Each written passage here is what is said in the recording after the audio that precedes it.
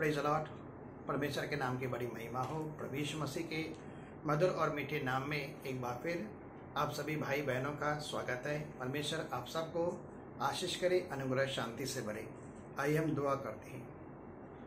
सर्वशक्तिमान परमेश्वर, आकाश और धरती को बनाने वाले प्रभु यीशु मसीह के नाम से आपका दिल से धन्यवाद। प्रभु, हम आपका धन्यवाद करते हैं क्योंकि आप एकमात्र सच्चे जिंदा परमेश्वर हैं। आपको छोड़ और कोई परमेश्वर नहीं है और आप हमसे बेहद प्रेम करते हैं। और आपने अपना प्रेम इस तरह प्रकट किया कि हम तो पापी ही थे और मसीह यीशु हम जैसे पापियों के लिए इस संसार में आकर बलिदान हुआ, जो मरकर तीसरे दिन मुर्दों में से जी उठा, स्वर्ग में उठाया गया और एक दिन फिर अपनी महिमा में हमें बादलों पर लेने के लिए आने वाला है। उसी पवित्र और जीवित यीशु मसीह के पवित्र नाम से हमारे अब तक के सब पाप गुनाह क्षमा कर, मसीह यीशु के पवित्र लहू में हम सबको धोकर शुद्ध कर और हमें अपनी आत्मा से भर। आज की सारी सभा को हम आपके हाथों में सौंपते हैं। पवित्र आत्मा, आप हम सब की सहायता मदद करें और हम सब पर अपना अनुग्रह बनाए रखें। धन्यवाद पिता कि आपने प्रार्थना को सुना, प्रभु यीशु मसीह के पवित्र नाम से, आमीन। परमेश्वर के नाम की महिमा हो। और आज जो हम शब्द सुनने जा रहे हैं, परमेश्वर उस शब्द के ऊपर अपने अनुमोदन की मोहर लगाए और आज का शब्द आपके पास आत्मा के द्वारा आए। और वह आत्मा जिसके द्वारा मसीह यीशु को परमेश्वर ने मुर्दों में से जला उठाया, आपके जीवन के अंदर भी वही पुनरुत्थान की सामर्थ काम करने पाए। मेरी यही दिल से दुआ है। जैसे भजन संहिता में लिखा है कि परमेश्वर अपने वचन को बेचकर अपने लोगों को चंगा करता है, उसी तरह से आज का वचन आपके जीवन के अंदर छुटकारे को स्थापित करे, चंगाई को स्थापित करे और पवित्र आत्मा की सामर्थ आपके जीवन में प्रकट हो। मेरी दिल से दुआ है। चलिए हम शब्द के अंदर बढ़ते हैं।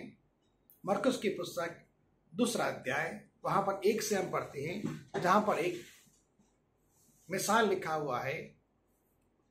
कई दिन के बाद वह फिर कफरनहूम में आया और सुना गया कि वह घर में है। फिर इतने लोग इकट्ठा हुए कि द्वार के पास भी जगह नहीं थी। हाँ। और वह उन्हें वचन सुना रहा था। हाँ। यहाँ पर प्रभु यीशु मसीह अपने चेलों के साथ अपने घर के अंदर है, जो कफरनहूम के अंदर हैं, और वहाँ पर वह सुसमाचार सुना रहा है। और सुसमाचार सुनाने के लिए जब वह अपने घर के अंदर था तो परमेश्वर के स्वर्ग राज की बातों को वह प्रकट करता है, उसके वेदों को प्रकट करता है और परमेश्वर के बारे में उन्हें जताता है। प्रभु यीशु मसीह जहाँ कहीं भी आते जाते थे, हजारों की तादाद के अंदर लोग उसके साथ हो लेते थे और नाना प्रकार की कमजोरी बीमारी से छुटकारा पाने के लिए वे अक्सर उसके पास आते जाते थे। हालांकि प्रभु यीशु मसीह ने भी मरकुस की पुस्तक 1 अध्याय के अंदर यह बात कहा कि मैं आया हूँ कि अलग अलग गाँवों के अंदर जाऊँ, बस्तियों में जाऊँ और मैं जाकर सुसमाचार सुनाऊँ, क्योंकि मैं इसीलिए भेजा गया हूँ। ठीक है, तो अपने चेलों किस प्रकार से कहता है, तो वह अक्सर एक गांव से दूसरे गांव, एक नगर से दूसरे नगर, वह परमेश्वर के सुसमाचार को ही प्रचार करता रहा। और चंगा करने के लिए परमेश्वर की सामर्थ उसके साथ हुआ करती थी, क्योंकि प्रेरितों की पुस्तक 10 अध्याय 38वें पद के अंदर लिखा है कि देखो, परमेश्वर पिता ने यीशु नासरी को किस तरह से पवित्र आत्मा और सामर्थ से अभिषेक किया। वह हर जगह भलाई करता रहा, लोगों को शैतान के कामों से मुक्त करता रहा और परमेश्वर उसके साथ था। यह बात सत्य है कि परमेश्वर पिता ने प्रभु यीशु मसीह को अपनी पवित्र आत्मा और सामर्थ के साथ भरा और उसके अंदर परमेश्वर की महिमा में, उसकी तेजों में, उसकी समझशील आत्मा थी, उस पर अभिषेक था और वह सामर्थ्य परिपूर्ण होकर इस सेवकाई को अंजाम देता है। प्रभु यीशु मसीह के कहने के अनुसार, जैसे बाइबल प्रकट करती है कि वह जो भी बातें बोलता है परमेश्वर से सुनता है, जो भी वह कार्य करता है परमेश्वर उसे दिखाता है, और जो कुछ भी वह कह रहा है वह सब परमेश्वर की इच्छा के निमित्त कह रहा है। वह कभी भी किसी भी तरह से अपनी इच्छा को पूरा नहीं करता। और जब कभी वह एक गांव से दूसरे गांव जाता है, एक नगर से दूसरे नगर जाता है, अड़ोस पड़ोस के गांव नगरों के अंदर लोगों को पता चल जाता है कि यीशु नासरी आ रहा है या यीशु नासरी इस रास्ते से होकर जा रहा है, तो लोग बहुत भीड़ के अंदर, जहां पर हजारों की तादाद के अंदर लोग थे, नाना प्रकार की कमजोरी बीमारी से छुटकारा पाने के लिए लोगों को ले आते थे। और उसके पास आकर उनकी बातों को सुनते थे और अपनी अपनी बीमारियों से मुक्त होते थे। तो यहाँ पर भी यीशु मसीह कफरनहूम के अंदर अपने उस घर के अंदर आकर परमेश्वर के सुसमाचार को प्रचार कर रहे, परमेश्वर के स्वर्गराज के बारे में सिखा रहा है और बातें कर रहा है। और उसके पास इतने सारे लोग इकट्ठा हो रहे हैं कि दरवाजे के ऊपर भी भीड़ इकट्ठी हो रही है और चारों ओर भीड़ इकट्ठी है। ठीक है, लेकिन परमेश्वर का धन्यवाद है कि प्रभु यीशु मसीह वहां पर परमेश्वर के वचन को सुना रहा है। आगे बढ़ते हैं। और लोग एक लकवे के रोगी को 4 मनुष्यों से उठवाकर उसके पास ले आए। हाँ, यहाँ पर 4 लोग हैं जिन्होंने यीशु मसीह के सुसमाचार को सुना है और उनका प्रभु यीशु मसीह के ऊपर विश्वास है।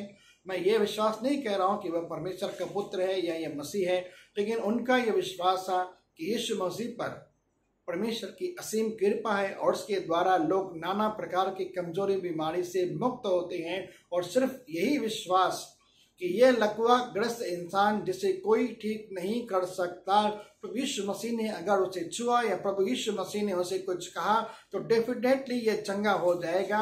यीशु मसीह के नाम पर इतना विश्वास करके एक लकवे के मारे इंसान को वे उठाकर खाट के ऊपर यीशु मसीह के पास ले आते हैं।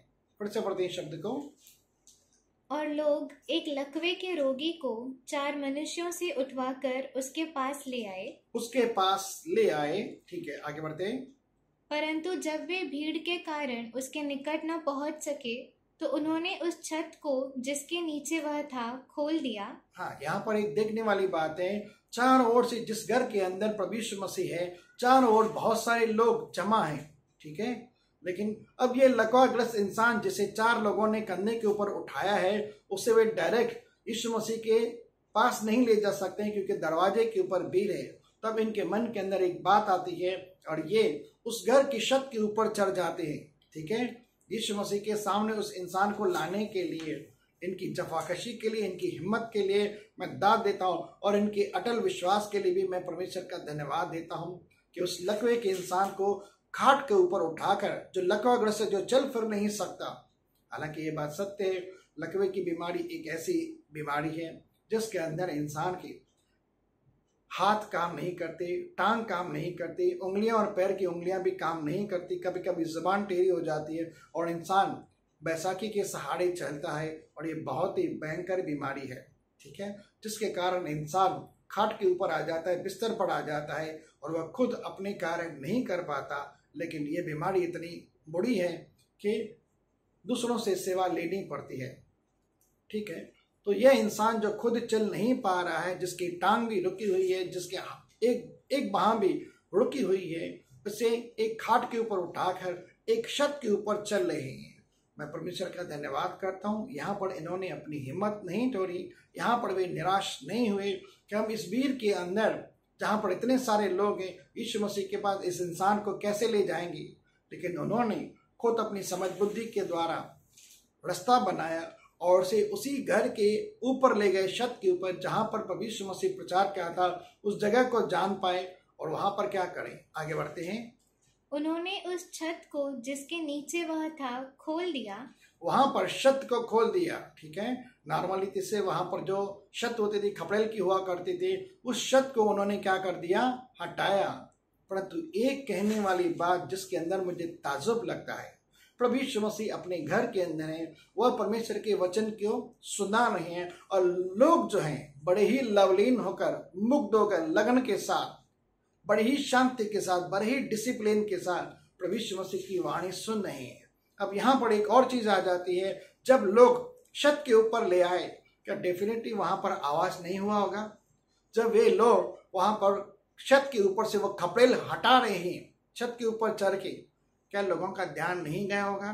क्या लोगों को डिस्टर्ब नहीं हुआ रहेगा? डेफिनेटली हुआ रहेगा। लेकिन जैसे ही प्रभु यीशु मसीह पवित्र आत्मा और सामर्थ के साथ परमेश्वर की वाणी को सुना रहे थे, लोग एकदम लवलीन हो गए थे कि उन्हें यह भी पता नहीं चला कि छत के ऊपर क्या हो रहा है और किसी भी तरह से यीशु मसीह भी डिस्टर्ब नहीं हो रहा है कि मैं यहाँ प्रचार कर रहा हूँ और ऊपर से डिस्टर्बेंस हो रहा है, लोग न जाने छत के ऊपर मेरे क्या कर रहे हैं, वो भी डिस्टर्ब नहीं होता है और सामने वाले लोग भी है मग्न होकर, मुग्ध होकर वे परमेश्वर की वाणी को सुन रहे हैं। यहाँ पर कोई भी गड़बड़ी नहीं लिखी गई है। आगे चलते हैं। और जब वे उसे उधेड़ चुके तो हाँ। उस खाट को जिस पर लकवे का रोगी पड़ा था लटका दिया। हाँ, 4 रस्सियों से उस खाट को बांधा उसके पांव के साथ और से छत के ऊपर से धीरे धीरे करके यीशु मसीह जहां पर थे वहां पर पहुंचा दिया लटका कर। वे चारों लोग छत के ऊपर हैं और रस्सियों के द्वारा उस खाट को जहां पर लकवे का मारा पड़ा है यीशु मसीह के सामने उतार दिया। अब जब वो उतारा जा रहा था तब भी मैं समझता हूँ लोगों का ध्यान वहां पर गया होगा कि ये क्या हो रहा है। यीशु मसीह के सामने खाट के ऊपर लोग उठा कर ले आए और आज की तारीख में इतनी सहन शक्ति, इतना धीरज, इतनी शांति, इतनी क्या बोलते लग्नता के साथ लवलीन होकर शब्द को सुनना आज की कलीसियाओं के अंदर कम देखा जा रहा है। जब आपकी और मेरी बात यानी कलीसिया की बात आती है तो किसी को क्या लगता है, किसी को क्या लगता है, कोई किस बात के अंदर, कोई टाइम देखता है, कोई पानी पीता है, कोई खांसता है, कोई यार्निंग करता है, किसी का यहाँ वहाँ ध्यान भटकता है। यहाँ पर बहुत बड़ी बात हो रही है लेकिन किसी का भी ध्यान भटकता नहीं है। इससे हमें भी सीखना है। जब कभी परमेश्वर का वचन चलता है, परमेश्वर की वाणी हमारे सामने आ रही है तो हमें बड़ी ही गंभीरता के साथ, बड़ी ही सावधानी के साथ परमेश्वर के शब्द को सुनना है। अब ऐसा मैं क्यों कह रहा हूँ? क्योंकि परमेश्वर के शब्द के अंदर सामर्थ्य है, परमेश्वर के शब्द के अंदर जीवन है और परमेश्वर का वचन आज भी दोधारी तलवार से चौका है। परमेश्वर अपने शब्द को भेजकर ही हमें चंगा भी करता है, जैसे भजन संहिता 107:20 के अंदर लिखा हुआ है। और परमेश्वर का शब्द हमारे लिए जीवन की रोटी है, ठीक है। और परमेश्वर के शब्द के द्वारा ही हमारे जीवन में उद्धार आता है। अगर हम बेहद सावधानी के साथ शब्द सुनते हैं तो यकीन हम उस शब्द के द्वारा अपने जीवन में लाभ को प्राप्त करते हैं, फायदे को प्राप्त करते हैं। वरना हमारा कलीसिया के अंदर जाना, बैठना और समय पूरा करके बस वापस निकलना, पासवान को अपनी शक्ल दिखाना कि मैं आया था या मैं आई थी, प्रेज लॉर्ड करके निकल आना और कोई फायदे की बात नहीं होती है। लेकिन जब कभी आप कलीसिया में जाते हैं तो कम से कम परमेश्वर के शब्द को आदर दें। और मैं ये क्यों कह रहा हूँ? भजन संहिता में लिखा है कि परमेश्वर ने खुद अपने वचन को अपने से भी अधिक महत्व दिया है।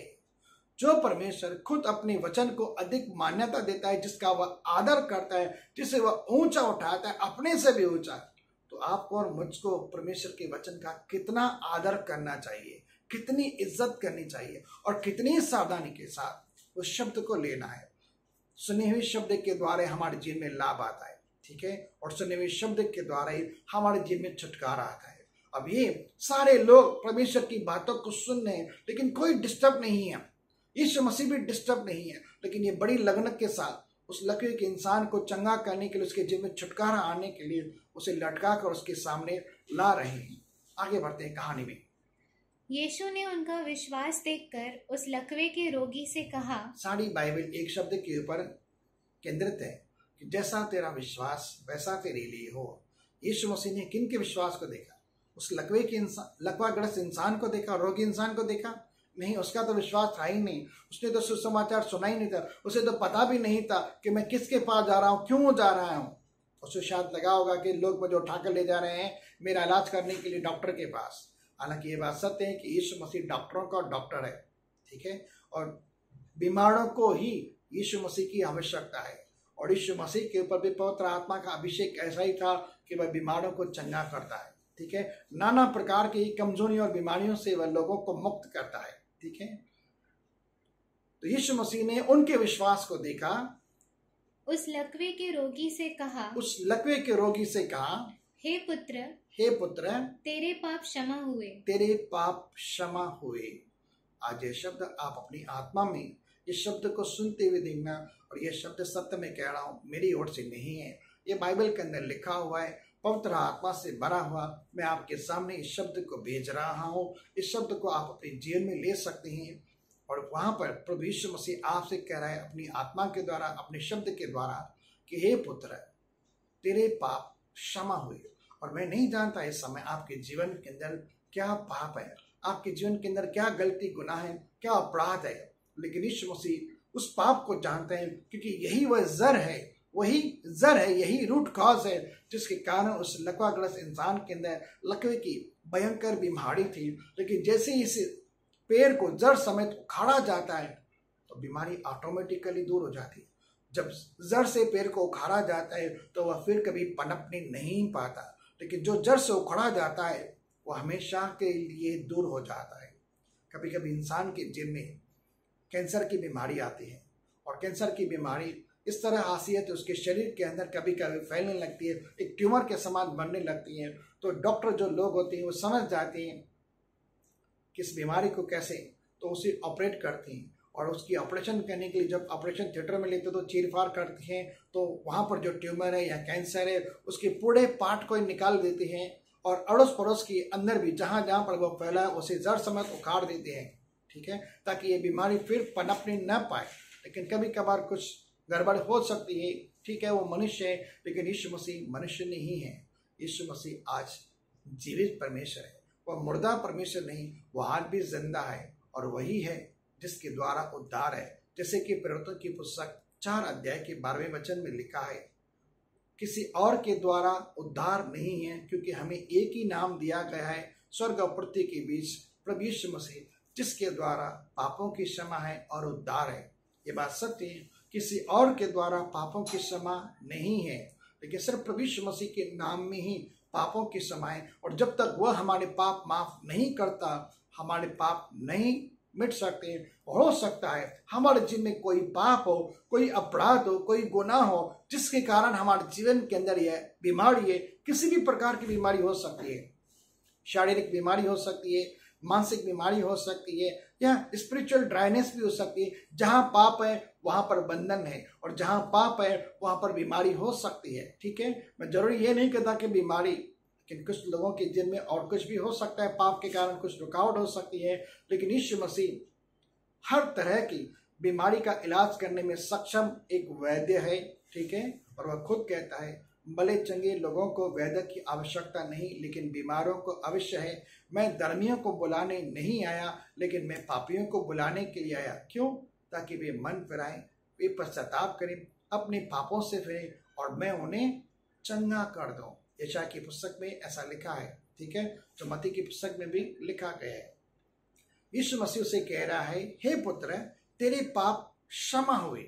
आगे, तब कई शास्त्री जो वहां बैठे थे अपने अपने मन में विचार करने लगे, यह मनुष्य क्यों ऐसा कहता है। अब वहां पर लोग हैं तो यीशु मसीह के शब्द को सुन रहे हैं और क्या कर रहे हैं, यह इंसान कौन है और यह ऐसा कैसे कह सकता है कि तेरे पाप, और ये मन में विचार कर रहे हैं, किसी को बोलने ही नहीं, लेकिन वे मन में विचार कर रहे हैं।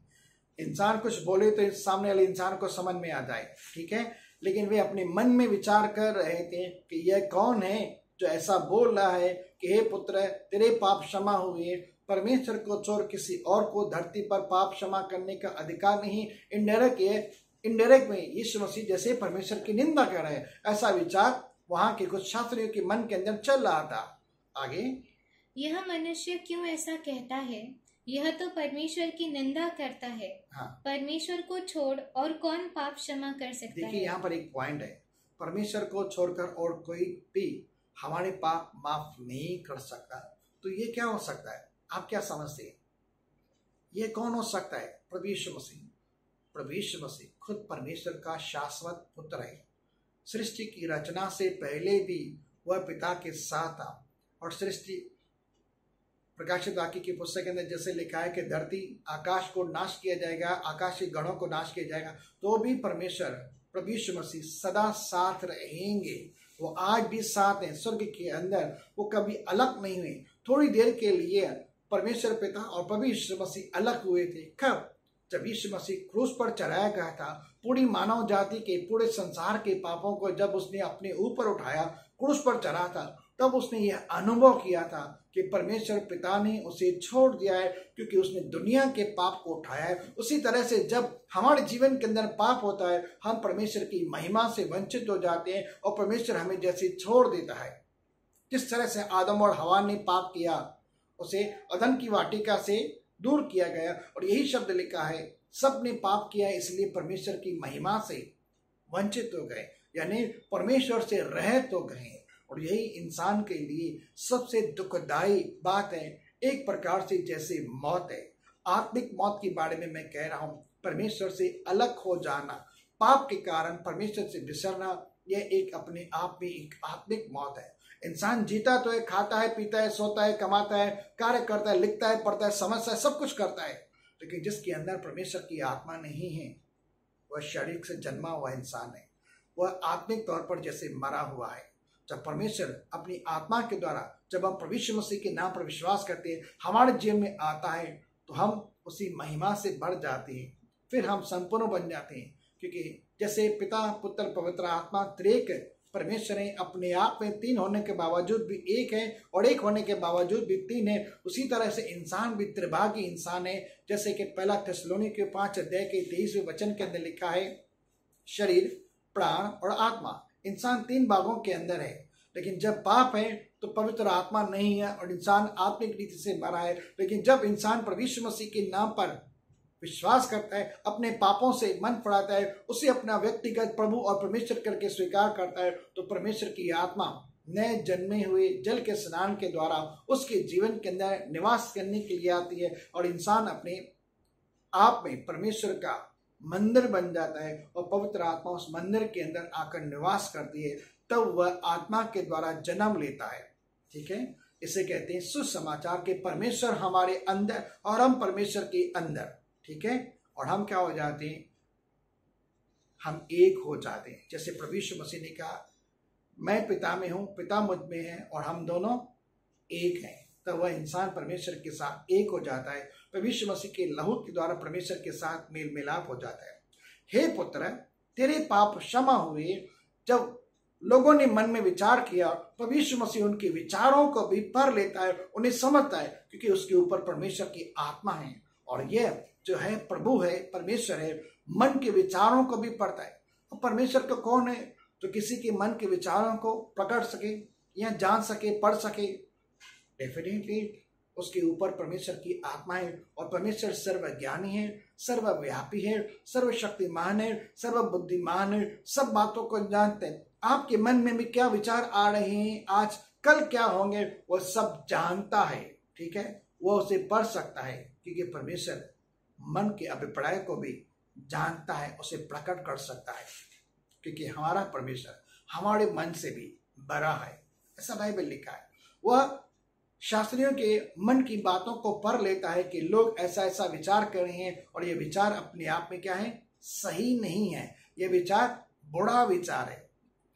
परमेश्वर को छोड़ और कौन पाप क्षमा कर सकता है? तो ये कौन हो सकता है? जो पाप क्षमा करता है वह खुद परमेश्वर का पुत्र है। प्रभु यीशु मसीह अपने आप में परमेश्वर है।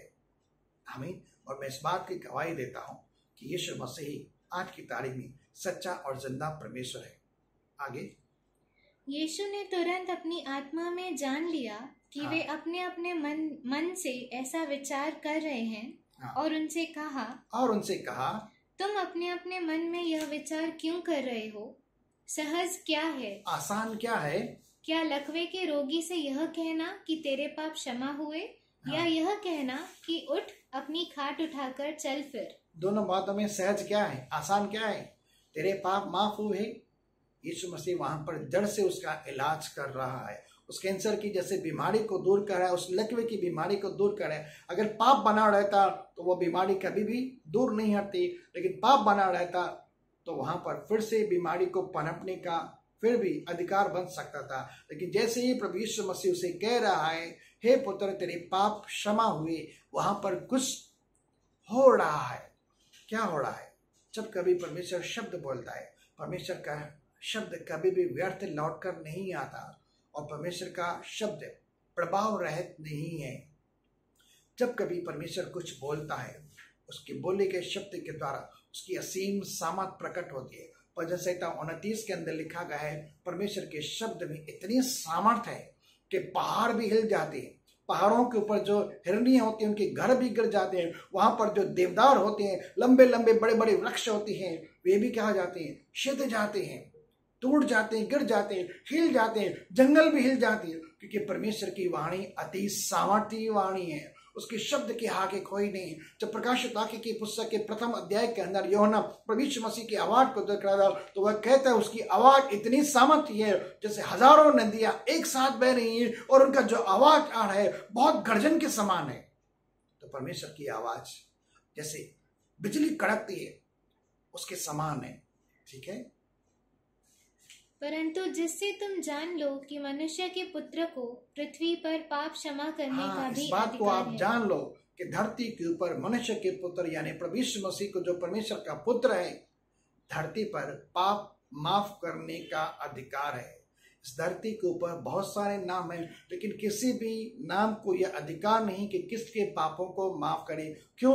क्योंकि किसी ने भी मानव जाति के लिए अपना बलिदान नहीं दिया हुआ है, लेकिन यीशु मसीह जो परमेश्वर का मेमना है हमारे पापों को उठाकर ले गया और हमारे पापों के प्रायश्चित के लिए उसने खून बहाया, क्योंकि बिना खून बहाए पापों की क्षमा नहीं, और प्राय हर एक वस्तु लहू के द्वारा शुद्ध की जाती है। और यीशु मसीह ने जो बिना पाप के था, बाइबल में लिखा है 2 कुरिन्थी 5 अध्याय के 21 वचन में, जो पाप से अज्ञात वह हमारे लिए पाप बना कि उसमें होकर हम परमेश्वर की धार्मिकता को पाए। उसने कभी कोई पाप नहीं किया। फरीसियों ने, राजा पिलातुस ने, याजकों ने, शास्त्रियों ने, सदुकियों ने हर तरह से उसे परखा, राजा हेरोदेस ने भी उसे परखा, लेकिन उसके जीवन के अंदर कोई पाप ना। वो हर तरह से परखा गया, लेकिन फिर भी वह निर्दोष रहा। ठीक है, लेकिन उसने हमारे पाप को उठाया। जब उसने हमारे पाप को उठाया तो वह खुद पाप बना, इसलिए परमेश्वर ने उसे छोड़ दिया। और परमेश्वर ने, यीशु मसीह ने इसलिए कहा कि हे पिता, तूने मुझे क्यों छोड़ दिया। कुछ घड़ी के लिए परमेश्वर ने भी पाप के कारण दुनिया के, जब उसने अपने ऊपर उठाया, उसे छोड़ दिया था। इसलिए जब उसने परमेश्वर की अनुपस्थिति को महसूस किया कि परमेश्वर ने मुझे छोड़ दिया, तब यह शब्द कहा, हे मेरे परमेश्वर, हे मेरे परमेश्वर, तूने क्यों छोड़ दिया। वो ऐसे लगा जैसे परमेश्वर की महिमा से वंचित हो गया। ठीक है, और वह जैसे अपने जीवन के अंदर उसे अलग रहना पसंद ही नहीं कर सकता था। ठीक है, कभी भी परमेश्वर से वह अलग हो उसने कभी भी ऐसा नहीं सोचा था, लेकिन यहाँ वह परमेश्वर की अनुपस्थिति का आभास कर रहा था, इसलिए उसने ऐसा कहा। परंतु क्यों? उसने पूरे मानव जाति के, पूरे संसार के, आदम जाति से लेकर जितने भी पाप थे उन सबको उसने अपने ऊपर उठाया, अपनी देह पर उठाया और खुशी खुशी क्रूस पर चढ़ गया। और हमारे लिए क्या किया? अपने शरीर को शल नहीं होने दिया, और हमारे पापों के प्रायश्चित के लिए उसने खून बहाया। और जब हम इस खून को पुकारते हैं, जब हम उसके नाम को पुकारते हैं, तो हमें उद्धार मिलता है। जो कोई उस दिन उसके नाम को पुकारेगा निश्चय उद्धार पाएगा। योएल 2:32 के अंदर भी लिखा है, और रोमियो 10:13 के अंदर भी लिखा है, जिन्होंने उसकी ओर निहारा वे कभी लज्जित न हुए। आगे बढ़ते हैं। उसने उस लकवे के रोगी से कहा, मैं तुझसे कहता हूँ, उठ, अपनी खाट उठाकर अपने घर चला जा।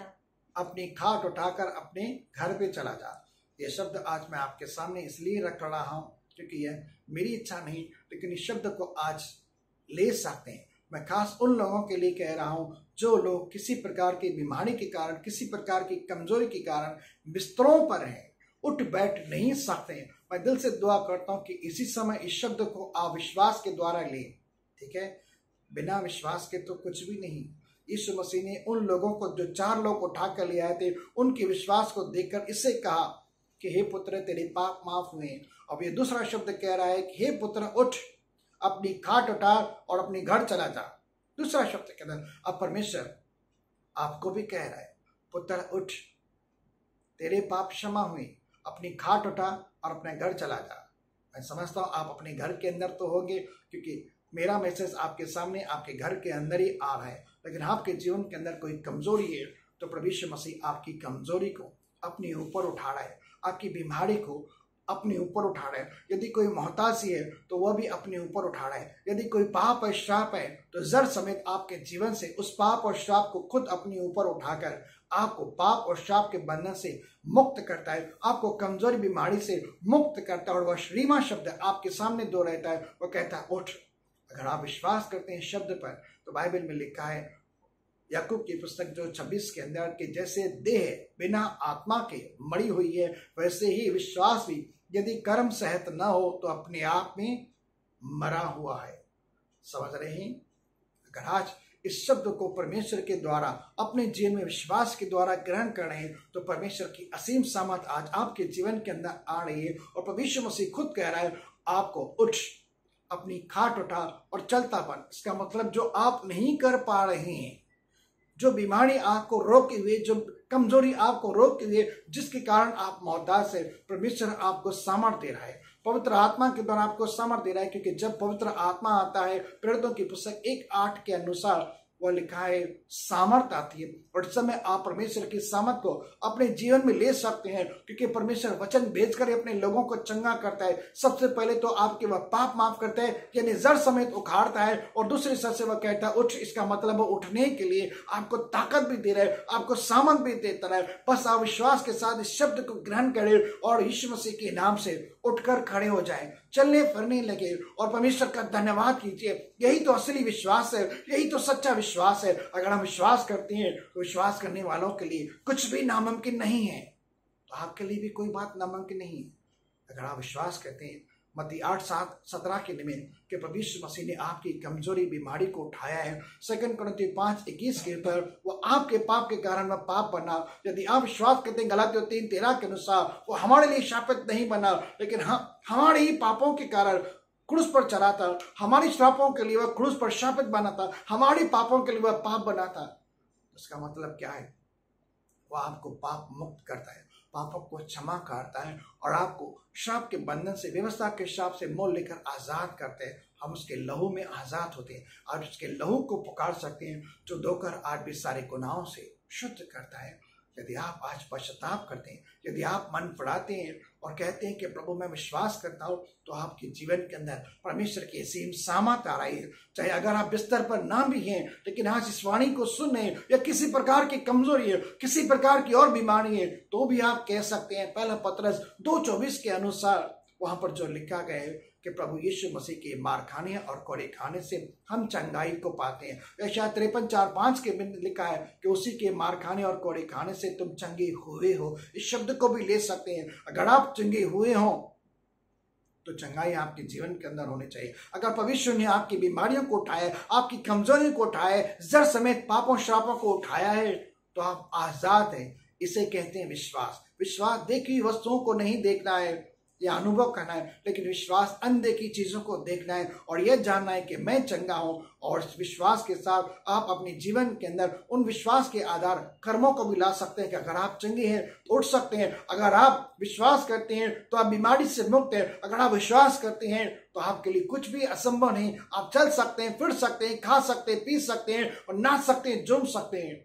परमेश्वर ऐसा करने के लिए आज आपको पवित्र आत्मा की सामर्थ दे रहा है। यह शब्द मैं मेरी तरफ से नहीं कह रहा हूं, लेकिन पवित्र आत्मा ने जो मेरे मन के अंदर उबाड़ा, इसके लिए मैं आपको कह रहा हूं। मेरे शब्द को मेरा मत समझना, लेकिन कि मैं आपको खुश करने के लिए कह रहा हूं, बिल्कुल नहीं। मैं खुदा को, मैं प्रभु यीशु मसीह को हाजिर जानकर आपको कह रहा हूं कि परिणाम मुझे उसी की ओर से मिले, इसलिए मैं शब्द को आपके सामने रखा हूं। यस, परमेश्वर आपको सामर्थ दे रहा है, अपना धर्म में हाथ आपकी ओर बढ़ा रहा है और कह रहा है मेरे पुत्र तो ऐसा कर सकता है, हाँ मेरी बेटी तो ऐसा कर रही है। देखिए आपके टखनों के अंदर, आपके घुटनों के अंदर, आपकी हड्डियों के अंदर, आपके शरीर के अंदर एक बिजली के समान एक तेजों में सामर्थ आ रही है और आपके जीवन में चंगाई आ रही है, आपके जीवन में छुटकारा आ रहा है, क्योंकि प्रभु यीशु मसीह ने आपके पाप माफ किए। आप कर सकते हैं, हिम्मत कीजिए, चलिए, आप बढ़िए, खाइए, बोल, जोर से बोलिए, प्रभु आपका धन्यवाद, आपने मुझे चंगाई दी। प्रभु यीशु आपका धन्यवाद, आपने मेरा छुटकारा किया। प्रभु आपका धन्यवाद कि आपने मेरे पाप माफ किए।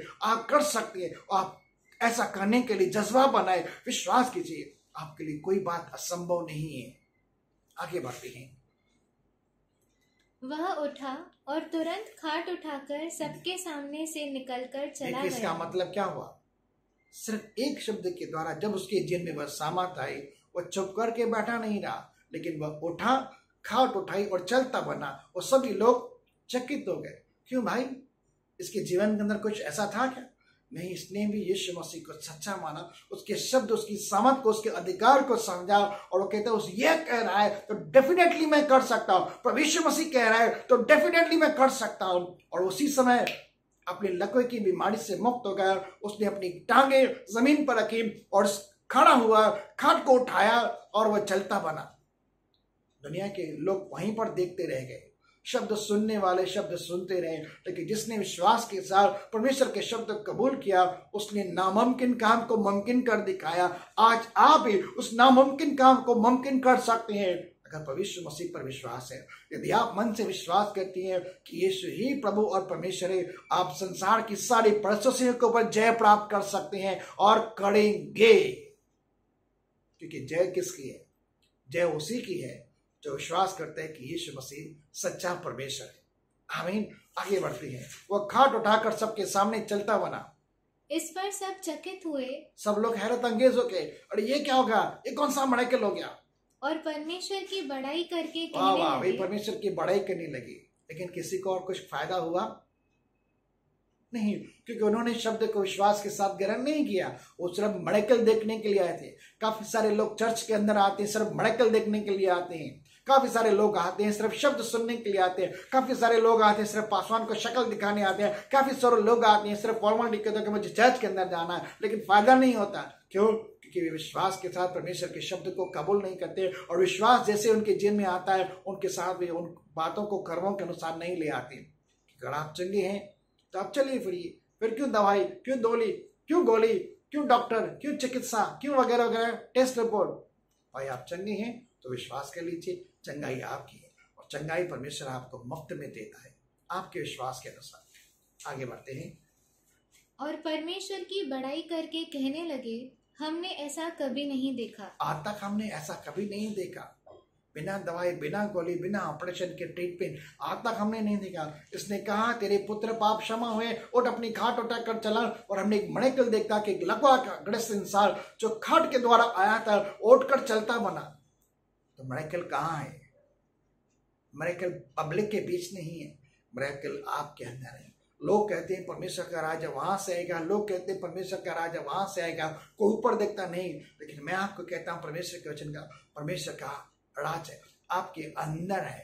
परमेश्वर आज आपको अंदरूनी ताकत दे रहा है। परमेश्वर आपको अंदरूनी सामर्थ्य देते हैं आत्मा के द्वारा।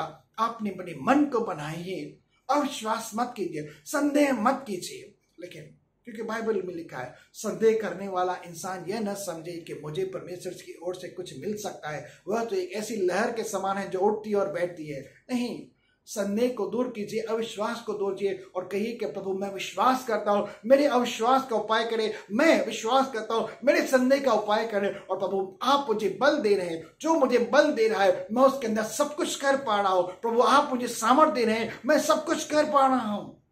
आप कर पाएंगे। बड़ी से बड़ी बीमारी, बड़ी से बड़ी कमजोरी आपको छोड़कर जा रही है, आपको छोड़कर जा रही है, आपके शरीर को छोड़कर जा रही है, आपकी हड्डियों को छोड़कर जा रही है। और परमेश्वर की चंगाई, परमेश्वर का सामर्थ आप पर उतर आए। विश्वास के द्वारा आप शब्द को लीजिए और अपने जीवन के अंदर एक अद्भुत गवाही को लेकर, एक चंगाई छुटकारा लेकर आप परमेश्वर की महिमा कीजिए और आकर कलीसिया में गवाही दीजिए कि प्रभु ने मुझे चंगा किया है। जो मैं नामुमकिन था मेरे लिए, जो नहीं कर पा रहा था, आज मैं वह कर पा रहा हूं। आपके विश्वास ने आपको चंगा किया, आपके विश्वास ने आपको छुटकारा दिया, और आपका विश्वास ही आपको चलाएगा। क्योंकि हम विश्वास के द्वारा ही चलते हैं, विश्वास के द्वारा ही देखते हैं, और विश्वास के द्वारा ही कार्य करते हैं। और विश्वास के द्वारा जैसे देखा नहीं जाता वो कार्य बातों को देखते हैं, क्योंकि इसी विश्वास के ऊपर ही तो सारी बाइबल आधारित है। जैसा तेरा विश्वास वैसा तेरे लिए हो। तो आप कैसा विश्वास करते हैं, उस विश्वास के द्वारा आप अपने जीवन में अपने विश्वास का प्रतिफल पाए। परमेश्वर इन शब्दों को द्वारा आपको बहुत बहुत आशीष करे। आइए हम एक छोटी सी प्रार्थना करते हैं, और मेरे हिसाब से यह शब्द यहाँ पर पूरा भी होता है। एक छोटी सी दुआ करते हैं। हे पवित्र पिता, परमेश्वर मसीह के नाम से दिल से आपका धन्यवाद करते हैं। आप सत्य में महान है, आप पर परमेश्वर की असीम कृपा और दया है, आपके ऊपर पवित्र आत्मा का अभिषेक और सामर्थ्य है, और आप परमेश्वर की असीम सामर्थ्य और महिमा के साथ आज लोगों के मध्य में आए हैं पिता, और तेरी उपस्थिति में हमेशा आजादी है। तो आज मैं दुआ करता हूं प्रभु, तू तेरे लोगों के सब पाप गुनाहों को क्षमा कर। उस शब्द के द्वारा जो आपने अपने मुंह से कहे कि हे पुत्र, हे पुत्री, तेरे पाप माफ हुए, जैसा तेरा विश्वास वैसा तेरे जीवन में हो। आज मैं दुआ करता हूँ जो लोग इस समय देख रहे हैं नाना प्रकार की कमजोरी बीमारियों से ग्रस्त है, प्रभु आज आप सुन इन पर तरस खाकर इनके जीवन से कमजोरी बीमारियों को उठाए, इनके पापों शापों को भी उठाए और इन्हें माफ करे। कि समय तूने क्रूस पर मरते हुए हमारे लिए दुआ की है। हे प्रभु यीशु कि इन्हें माफ कर, इन्हें हे पिता इन्हें क्षमा करिए, नहीं जानते। जब तूने इनके लिए प्रार्थना की, परमेश्वर ने तेरी भी प्रार्थना को सुना और इनके सब पाप माफ किए गए। आज होने दे पिता, इनके सारे पाप मिटाए जाए और इन्हें तमाम रोगों से छुटकारा दिया जाए। और आज परमेश्वर की सामर्थ, परमेश्वर की चंगा करने की सामर्थ मसीह के नाम से हर एक के जीवन में उतरे और सारी कमजोरियां, सारी बीमारियां, सारे शैतान के कारण मसीह के लहू में रौंदे जाए, प्रभु यीशु मसीह के नाम से कुचले जाए, पवित्र आत्मा की सामर्थ के द्वारा पर जय प्राप्त की जाए। और यीशु मसीह के नाम से पवित्र आत्माएं हर एक को न केवल मन की ताकत दे, विश्वास करने के अंदर उन्हें परिपूर्ण बनाए, लेकिन विश्वास की आत्मा से परिपूर्ण करते हर एक के जीवन में उद्धार के निमित्त उस सामर्थ को जो सुसमाचार के द्वारा है प्रभु यीशु मसीह के नाम पर हर एक के जीवन के अंदर प्रकट हो और हर एक जन आज सामर्थ्य भरपूर होकर उस पवित्र आत्मा के द्वारा चंगे होकर तेरी महिमा करे। हाँ पिता, मैं सारी कमजोरियों को डांटता हूँ, सारी बीमारियों को डांटता हूँ प्रभु यीशु मसीह के नाम से। तेरे लोगों के जीवन को छोड़कर निकलने पाए, जो भी लोग आपके शब्द को सुन रहे हैं उनके जीवनों को नाना प्रकार की कमजोरियां, नाना प्रकार की बीमारियां छोड़कर निकलने पाए, लकवे की बीमारी भी छोड़कर निकलने पाए, ऑर्थराइटिस की बीमारी भी छोड़कर निकलने पाए। यीशु मसीह के नाम से जो अलग अलग नाना प्रकार की बीमारी है, तन की बीमारियां और मन की बीमारियां भी प्रभु यीशु मसीह के सामर्थ्य नाम से लोगों के जीवन को छोड़कर निकलने पाए। और इसी समय तेरा पवित्र लहू, इसी समय तेरे पवित्र लहू का छिड़काव तेरे लोगों के जीवन में आए, उनके जीवन में छुटकारा हो। ये पवित्र आत्मा मैं हर एक के जीवन में तेरी ओर से आने के लिए, उन्हें फिर से पुनर्स्थापित होने के लिए, उन्हें अपनी टांगों के बल पे खड़ा होने के लिए, उनके टखनों घुटनों के अंदर बल और सामर्थ्य आने के लिए दिल से दुआ कर दो कि तू उन्हें सामर्थ्य शैतान की सारी सेनाओं के खिलाफ आज झंडा खड़ा करते तू तेरे लोगों को खड़ा कर यीशु नासरी के नाम से। जिस तरह से यह जिकिल ने दुआ की, चारों ओर से आकर हवाएं मिली और उन मुर्दों में समा गई और वे जीवित सेना बन गई। आज मैं दुआ करता हूं कि वही पवित्र आत्मा की सामर्थ, वही परमेश्वर की असीम कृपा, वही प्रभु यीशु मसीह की अग्नि हर एक के जीवन में समाये और सबके सब खड़े होने पाए, एक जीवित सेना बना है। और परमेश्वर जो सेनाओं का परमेश्वर, उसके नाम की महिमा हो, उसके नाम की जय जयकार हो और लोगों के सामने ये आश्चर्यकर्म हो कि किसने इसे चंगा किया और उसका नाम क्या है, किसने इसके पाप माफ किए, उसका नाम क्या है, और वह नाम है प्रभु यीशु आपका।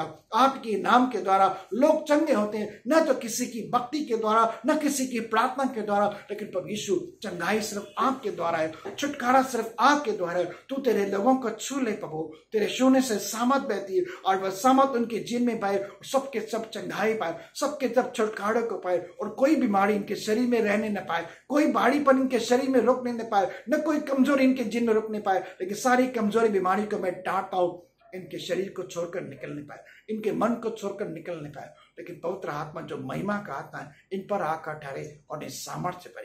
पिता दिल से धन्यवाद कि आपने मेरी प्रार्थना को सुना और लोगों को चंगा किया। सारी महिमा तुझे, राज्य तेरा है, पराक्रम तेरा है, महिमा भी तेरी है, सामर्थ भी तेरी है और तू तेरे सामर्थ्य शब्द के द्वारा अपने अभिषेक और आत्मा के द्वारा तेरे इकलौते पुत्र प्रभु यीशु मसीह के नाम से आचार कर्मों को अंजाम देता है। इसलिए मैं सारी महिमा तुझे देता हूं, तू बड़े और मैं घटो, प्रभु यीशु मसीह के नाम से आमीन। परमेश्वर शब्दों के द्वारा आपको बहुत बहुत आशीष करे और चंगाई छुटकारे से भरपूर करे। आमीन।